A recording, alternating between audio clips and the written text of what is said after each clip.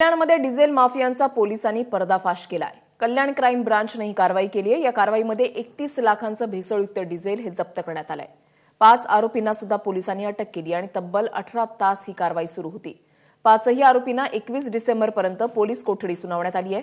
कल्याणच्या आडवली गावामध्ये बांधकाम सुरू असलेल्या गाळ्यामध्ये ही कारवाई करण्यात आली आहे।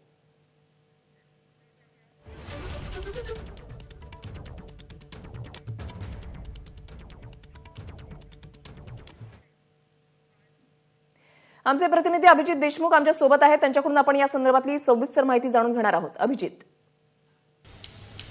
कल्याण क्राईम ब्रांच पोलिसांना माहिती मिळाली होती की कल्याण ग्रामीण भागातील आडवली गावामध्ये एका गाळ्यामध्ये केमिकल मिश्रित डिझेल बनवलं जातं। या माहितीच्या आधारे पोलिसांनी रेशनिंग अधिकाऱ्यांसह या गाळ्याचा छापा टाकला।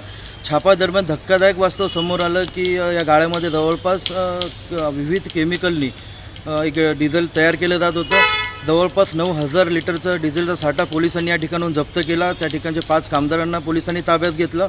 याच दरम्यान या गाळ्याचा जो मालक आहे हा मालक फरार आहे। पोलीस त्याचा शोध घेत आहेत। दरम्यान या 5 आरोपींना कल्याण न्यायालयात हजर केलं होतं। कल्याण न्यायालयाने यांना 5 दिवसांची पोलीस कोठडी सुनावली। पोलिसांचा असं शक्यता त्यांनी वर्तवली आहे की या ठिकाणी एक डिझेल बनवण्याचं एक मोठं रॅकेट कार्यरत असलं पाहिजे। या दृष्टीने पोलिसांचा तपास सुरू आहे। या प्रकारात अजून कोण कोण सहभागी आहेत, कुणी या रॅकेटमध्ये सहभागी आहेत याचा तपास पोलीस करत आहेत।